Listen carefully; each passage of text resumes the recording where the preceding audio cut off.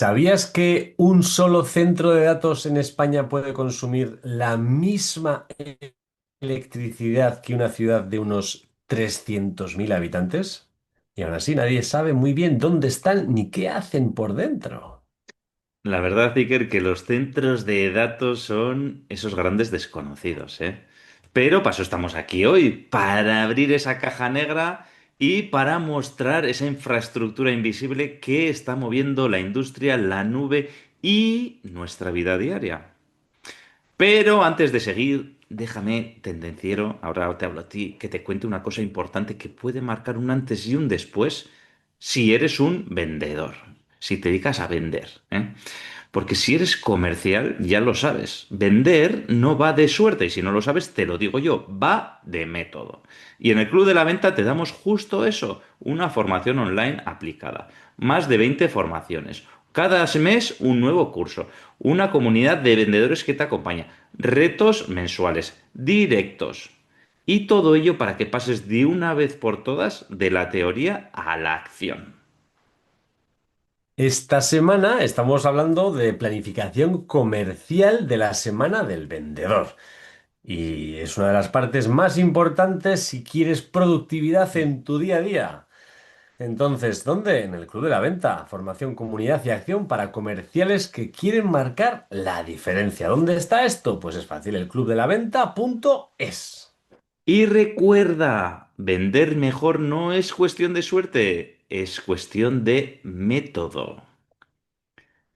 Arrancamos Arrancamos motores. motores.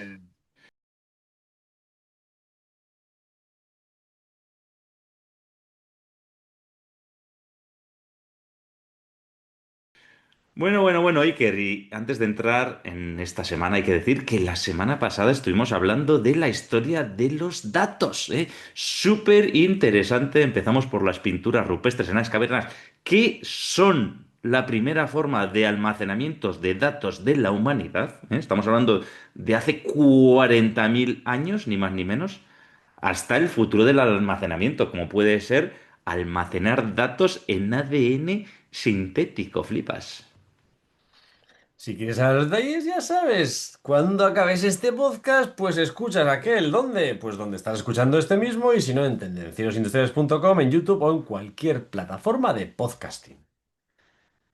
Bueno, y casualidad o no, hablamos de datos y esta semana nos hemos encontrado algunas noticias relacionadas, ¿no? Y de ahí que hayamos pensado, ¿por qué no vamos a hablar del tema? Y entre ellas hemos visto Meta asegura varios acuerdos nucleares de varios gigavatios para alimentar sus centros de datos de inteligencia artificial. Ya está diciendo, esta central es para mí que quiero producir energía.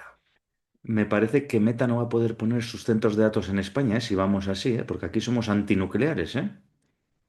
Bueno, Tal cual. otra noticia que nos hemos encontrado es que Euskadi aspira a desbancar a Aragón como tercera potencia de centros de datos. Bueno, eso hay que verlo, ¿eh? Lo va a tener difícil porque Aragón se ha puesto las pilas. Y hay otra noticia por ahí que Amazon va a construir en la Puebla de Ijar el primer centro de datos de Teruel. Porque sí, Teruel existe Así y es. va a haber un centro de datos. He de decir, Iker, que este año yo estuve en Teruel, paré allí, una ciudad súper bonita, además estuvimos ahí, en, no sé cómo se llama, en las catacumbas, ¿eh? Me imagino que por ahí meterán los centros de datos, ¿eh? En la nube no, en el cementerio. Ahí va refrigerado ahí por geotermia. ¿Qué más noticias interesantes? Pues mira, el grupo ACS, una gran constructora española también, y HIP completan la creación de una plataforma global de centros de datos. Prevén hacer centros de datos en todos los países del mundo. El grupo ACS es el de Florentino, ¿no? El mismo. Pues ya podía dedicarse al grupo ACS y dejar al pobre Xavi Alonso tranquilo, joder.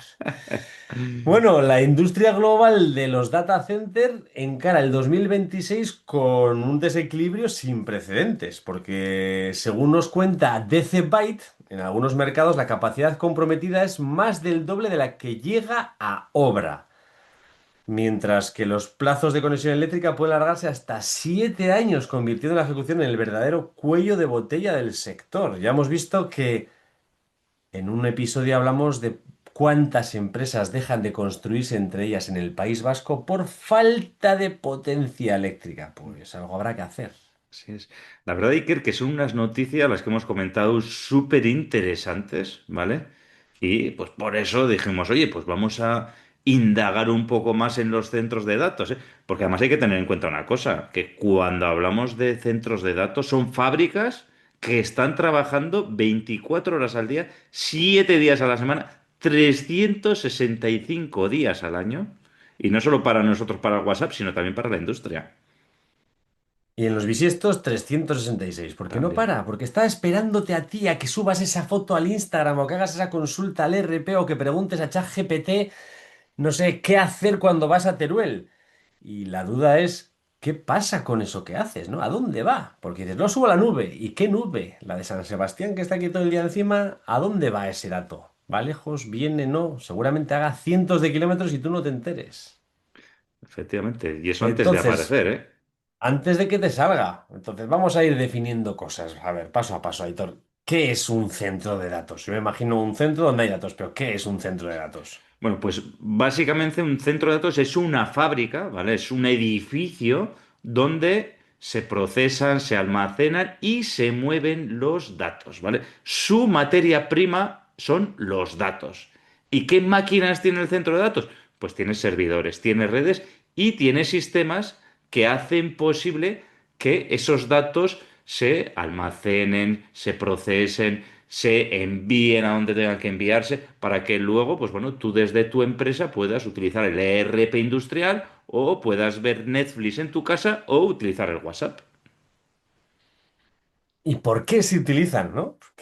¿Para qué sirven realmente? Pues sirven para que no tengas tú en tu casa una máquina digital, ni en tu empresa tampoco. Entonces, sino que lo tienes en un sitio que está seguro, que es redundante, que nunca duerme, que trabaja siempre, que tiene redundancias por si algo falla. Bueno, no pasa eso que tienes ahí el disco duro, como dijimos, se te rompe y que te quedas sin nada. No, pues lo evita. Sí. Yo, Iker, ahora una cosa que cuando estamos preparando el episodio me ha llamado la atención es cómo se miden los centros de datos, ¿no? Porque igual que tú vas con el coche y te voy a 120 kilómetros por hora, voy a 40, claro, el centro de datos, ¿cuál es la medida que se utiliza para la capacidad de ese centro de datos? Pues esto es un dato sorprendente porque al contrario de lo que te puedes imaginar, se mide en potencia eléctrica que consume ese centro de datos, ¿eh? No se mide en cuántos datos pasan, no, no, se mide en potencia eléctrica, se mide en megabytes, ¿eh? Porque cada servidor que colocas dentro del centro de datos consume energía. Y Megavatios. ¿qué he dicho? Megabytes, has dicho. Megabyte, no, Megavatios, ¿no? megavatios, joder, si es que yo con tanto megabyte y megabit y gigabyte me lío. Megavatios, vatios de potencia eléctrica, ¿vale? Porque sin Vale. potencia eléctrica no hay ninguna nube. No hay un centro de datos y pues no se pueden mover los datos por la nube, ¿vale? Entonces, por ejemplo, ¿vale? Pues voy a poner un ejemplo, ¿no? Un centro de datos enorme sería un centro, por ejemplo, de 100 megavatios, ¿vale? Y esto sería como tener un edificio lleno de fábricas, ¿vale? Que podríamos decir, como hemos dicho, no sé si hemos dicho el ejemplo, lo pondremos luego, que un megavatio puede ser como una fábrica pequeña, pues como tener un centro de datos de 100 megavatios, como tener 100 fábricas juntas en un edificio, conectadas, refrigeradas y funcionando sin parar 24/7. La verdad es que es una cosa que a mí me ha sorprendido. Así como los coches sé que funcionan en caballos, en potencia, no me imaginaba que los centros de datos también funcionaban en megavatios. Pues bueno, ahora vamos a ir haciendo una idea, ¿no? ¿Qué es un megavatio? Que has dicho 100 megavatios son 100 fábricas juntas, vaya, nosotros una pista. Entonces, un megavatio de potencia equivale más o menos al consumo eléctrico de pues, una fábrica mediana, ¿no? Trabajando a pleno rendimiento. Bueno, ¿y qué es una fábrica mediana? Pues una fábrica mediana son entre 250 y 300 viviendas funcionando a la vez. Claro, al final el megavatio, como hemos dicho, no mide datos, mide energía, ¿vale? O sea, y esa energía lo que hacemos es saber cuántos servidores son capaces de estar trabajando a la vez. Entonces, ¿un megavatio cuántos servidores puede alimentar más o menos? Pues entre 300 y 500 servidores, dependiendo un poco de la potencia de cada uno, de los de alto rendimiento. Y dependiendo también de si son clásicos o pensados para inteligencia artificial, porque pues unos consumen más datos y otros consumen más trabajo de gestión. Sí. Pero esto, aún así, Iker, claro, yo quiero matizarlo un poco más, ¿vale? Porque 300 servidores o 500 servidores, vale, si mueven datos, almacenan datos, hacen IA, pero ¿qué es exactamente? No, vamos a cuantificarlo mejor todavía, ¿vale? Ya hemos cuantificado un poco, pero mejor, ¿vale?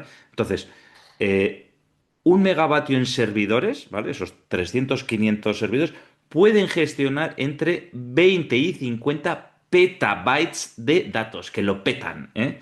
Y para entender lo que es un peta, es un millón de gigabytes, ¿no? Un peta en mi época era otra cosa, ¿eh? No voy a decirlo ahora. Un, un petabyte ahí todo. Un petabyte que nos fumamos de vez en cuando. Y si traducimos también ese megabyte, esos petabytes, ¿vale? De almacenamiento, pues lo podemos traducir a 10.000 millones de fotos hechas con el móvil que entrarían en un centro de datos de un megavatio, ¿vale? O entre 5 y 10 millones de películas de HD. O todos los correos electrónicos de España de los que se generan durante años, ¿eh? Hasta 20 megabytes en total por correo, ¿eh? Eso ya sabemos que hay una limitación. Ya nos hemos hecho la idea más o menos a nivel personal de lo que puede ser y a nivel industrial, pues un equivalente puede ser que un megavatio puede alojar miles de ERPs, históricos completos de producción, todos los datos de sensores gemelos digitales y modelos de inteligencia artificial industrial entrenándose en tiempo real. Porque no todo es almacenar. O sea, un centro de datos no solo guarda la información, también la procesa y la gestiona. Y un megavatio dedicado a inteligencia artificial genera menos datos, pero muchísimo más cálculo y muchísimo más consumo energético. Por eso hoy en día la inteligencia artificial lo está cambiando todo. Porque antes un megavatio servía sobre todo para guardar datos, los centros de datos guardaban datos, pero hoy con inteligencia artificial un megavatio puede mover menos teras, menos terabytes, pero hacer millones de operaciones en cada segundo. Y luego, cuando hablamos de megavatios, sí que hay que entender que un centro de datos de un megavatio no son todo datos. Es que si lo traducimos son nuestras vidas digitales enteras funcionando a la vez, ¿eh? En un servidor ahí que están ahí todas las vidas de todas las personas de todo el planeta. Esto es impresionante, ¿vale? Bueno, ya hemos entendido lo que es un centro de datos y a mí me gustaría, que ya que estamos aquí, pues ver cuál es la situación aquí en España de los centros de datos, ¿vale? Porque si bien durante años hemos sido en España el país periférico, el sur de Europa, ¿vale? O el norte de África, ¿vale? Pues hoy España es vista, en el caso de los centros de datos, como un nodo estratégico. ¿Por qué? Porque tiene energía renovable. Porque tiene una ubicación geográfica que, aunque no nos lo creamos, es privilegiada. Y esta ubicación nos da una conexión con Europa, con África y con América. Y entonces, si seguimos por ahí, Iker, ¿dónde están los principales centros de datos en España? Vamos a verlo. Pues lógicamente la capital manda. O sea, al final Madrid es la number one, la número uno, y sigue siendo el corazón del dato por, pues, por volumen de empresas, por el ecosistema digital y sobre todo por la baja latencia que es necesaria en los servicios financieros. O sea, hay mucha industria, mucha empresa financiera a lo largo del Madrid y aquí es muy importante que la latencia sea baja, con lo cual los servidores tienen que estar cerca, los más cercanos posibles. Claro. Aquí dominan los centros de co-location. O sea, al final lo que haces es alquilar un espacio y potencia, en lugar de construir tu propio centro de datos, alquilas pues, una parte, un espacio y una potencia, un hueco donde vas a meter archivos y una potencia, y es lo que, bueno, los centros más típicos que están construidos en Madrid. ¿Y qué empresas mueven el cotarro aquí en Madrid? Pues está Equinix, está Interxion y están también los grandes campus de Microsoft y Google que concentran pues gran parte del tráfico digital de toda España. Si nos vamos a una región también que es muy favorable para el tema de los centros de datos, ya lo hemos adelantado antes, es Aragón, ¿vale? Y ¿Por qué Aragón es una potencia digital en centros de datos? Pues porque tiene mucho suelo disponible, porque tiene mucha energía renovable barata y porque tiene acceso a las grandes líneas eléctricas que pasan por allí. Y entonces, claro, de esto se aprovechan los grandes gigantes del cloud, ¿vale? Como son Amazon con AWS, Microsoft y Blackstone, ¿eh? Que tienen proyectos que se miden ya en cientos de megavatios, ¿vale? Entonces aquí, la gran diferencia que tiene Aragón con Madrid, ¿vale? Es que Madrid, sobre todo, pues hemos dicho que un punto clave es la latencia, ¿vale? Conectar rápidamente las empresas, pues Aragón lo que tiene los centros de datos para alimentar la nube global, ¿eh? Hace más de base de datos, por decirlo de alguna manera. Pues después de Madrid y Aragón está Barcelona, que Barcelona lo que permite a nivel de gestión de datos es la conectividad internacional, es la puerta al Mediterráneo. Al final es clave por la conexión con cables submarinos y el papel que tiene enlace de Barcelona entre el Mediterráneo y el sur de Europa. O sea, aquí el perfil es más híbrido. Al final aquí él combina centros de colocation, como hemos dicho, centros edge, nodos de interconexión y los actores principales, pues sigue siendo Equinix también aquí y está los amigos Merlin, Merlin Properties. Y también no podemos olvidarnos de la zona norte de España y concretamente con el País Vasco, ¿vale? ¿Qué es lo que pasa en el País Vasco? Pues bueno, un valor clave del País Vasco es que hay un cable submarino que se llama Marea, ¿vale? Que conecta directamente Europa con Estados Unidos.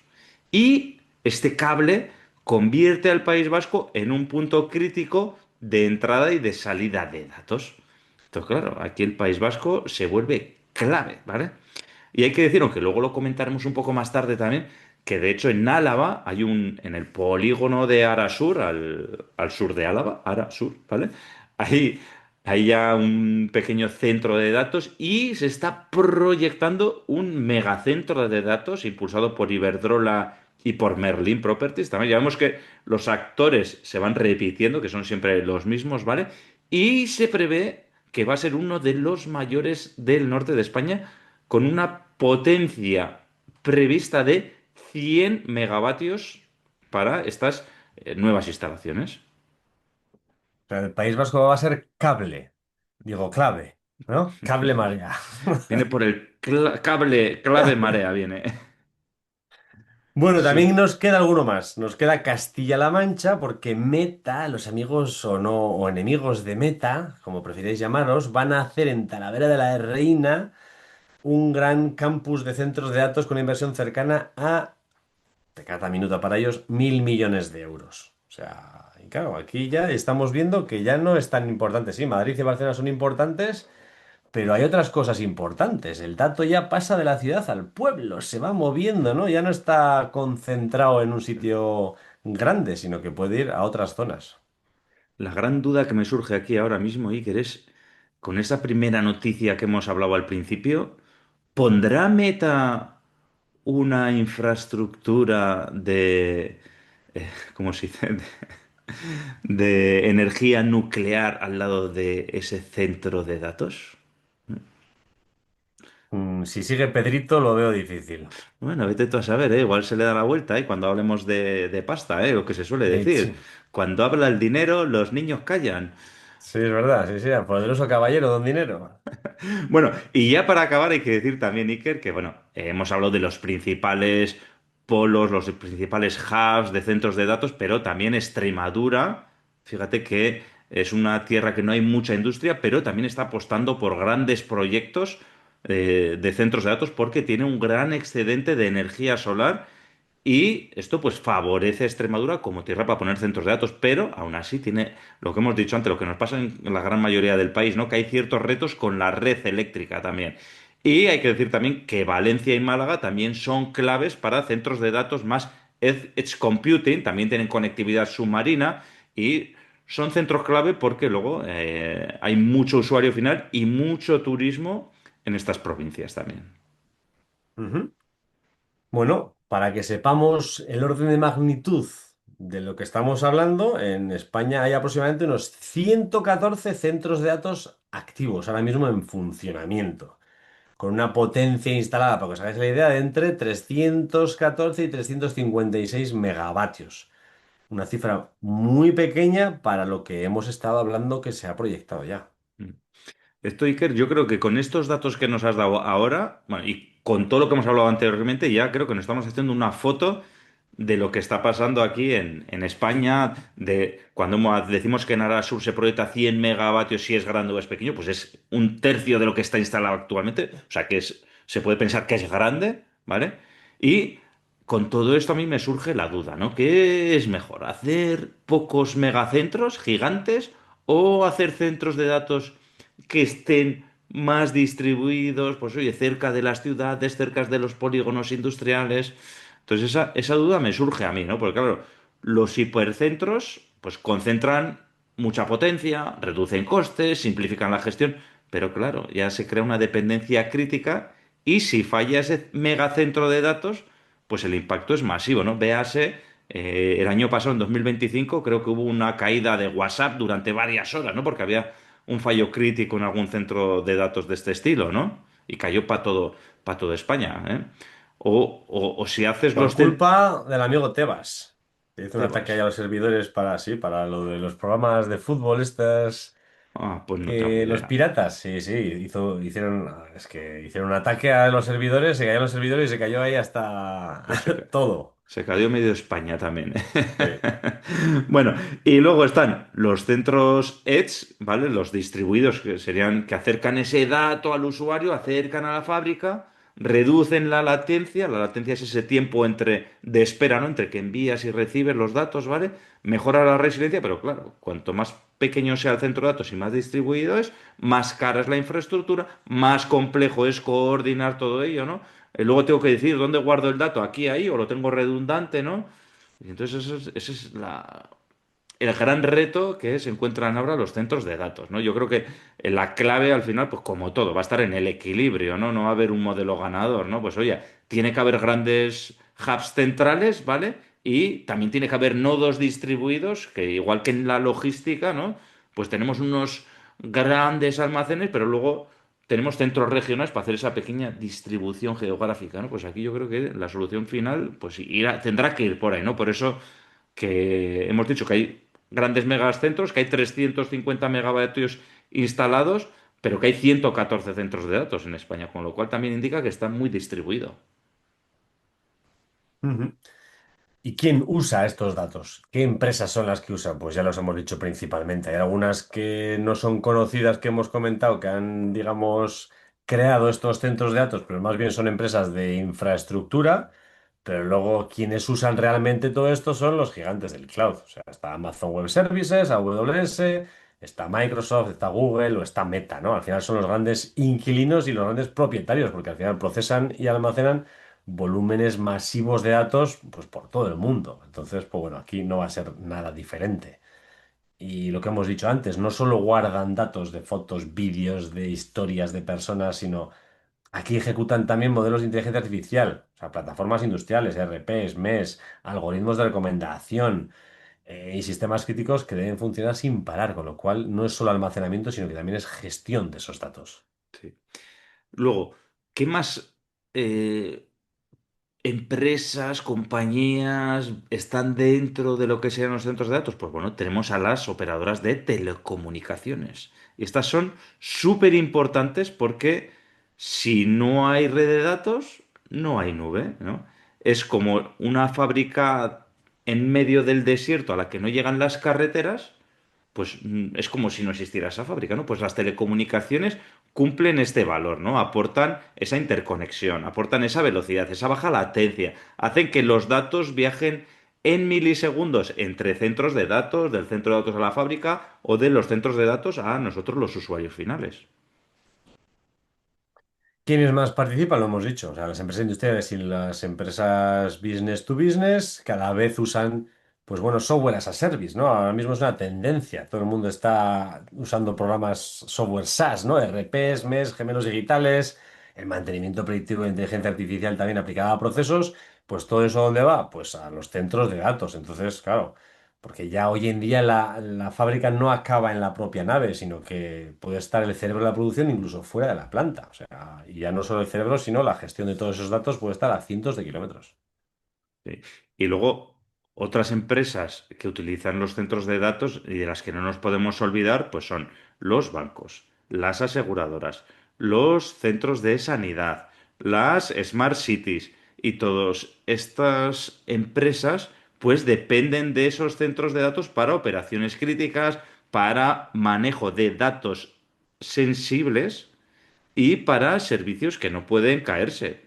Imagínate tú, por ejemplo, en el caso de la sanidad, ¿no? Que un corte no significa, oye, pues espero 5 minutos. No, no, un corte puede significar la diferencia entre la vida y la muerte. En un banco puede significar la diferencia entre no pasa nada o tener un gran impacto económico o social o político. Entonces, estas empresas pues son usuarias de los centros de datos y desde un punto de vista crítico. Total. Y luego al final estamos nosotros. Y nosotros estamos ahí, que haces un clic, que haces un pago, que mandas un mensaje, que subes una foto, que haces una consulta a la inteligencia artificial. Todo esto pasa por uno o varios centros de datos, aunque lo sepamos. O sea, que seamos conscientes que detrás de esa nube que parece que es magia bendita que tú escribes y te llega, hay una industria digital pesada detrás de todo eso que está trabajando todos esos datos, almacenando y gestionando. O sea, no es mando y llegas y parece que no has hecho nada ya. Si supieras tú cómo recorre todo eso, fliparías.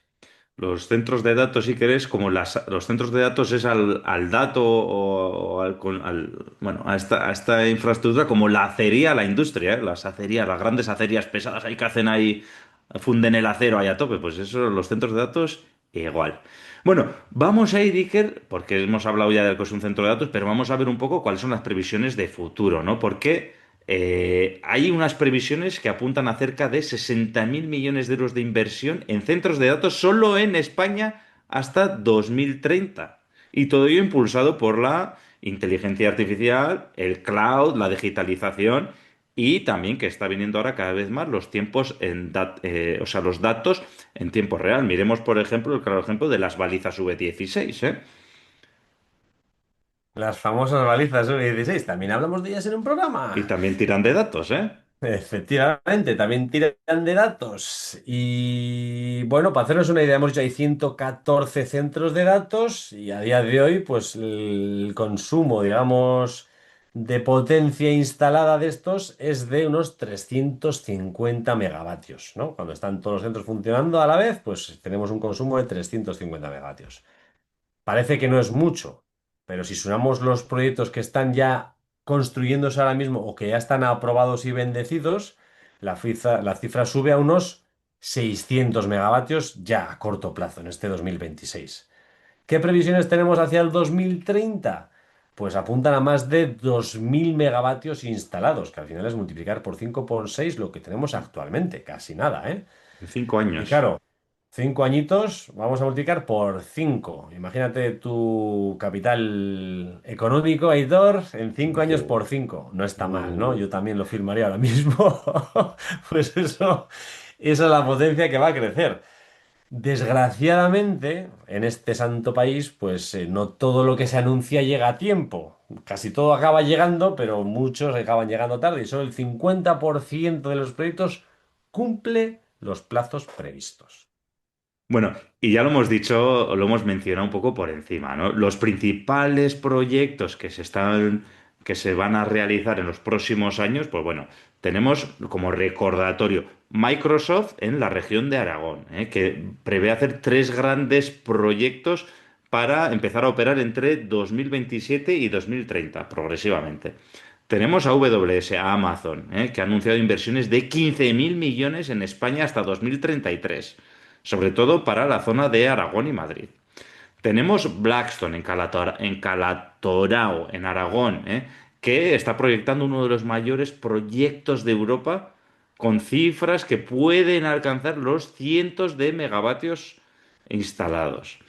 Tenemos a Meta, haciendo inversiones, ya lo hemos dicho, en Talavera de la Reina, apostando por grandes instalaciones fuera de los clásicos hubs de Madrid, Aragón, Barcelona. Y por último tenemos, ya lo hemos dicho también, a Merlin e Iberdrola apostando por proyectos híbridos, ¿vale? Tanto de energía y datos, porque hemos visto que van muy de la mano y este proyecto es muy interesante porque desde el diseño se están teniendo en cuenta estos dos aspectos críticos. Sí, es importante porque has dicho, hay algunos aspectos críticos en todo esto. O sea, no es tan sencillo, ¿no? Construir un centro de datos. Y uno de ellos ya lo hemos comentado, el gran cuello de botella es la energía eléctrica. O sea, ya no es solo construir el edificio físicamente, sino que es conectarlo a la red. Y la infraestructura eléctrica no siempre llega al ritmo que promete el mercado. Ya hemos visto, hay muchas empresas nuevas que no son capaces de generarse debido a que no tienen potencia eléctrica. Pues una de estas es posible que pase con ello. ¿Qué más problemas o dificultades se encuentran? Pues la refrigeración, porque los centros de datos están trabajando a tope y se calientan. Y el enfriamiento de estos equipos es crítico.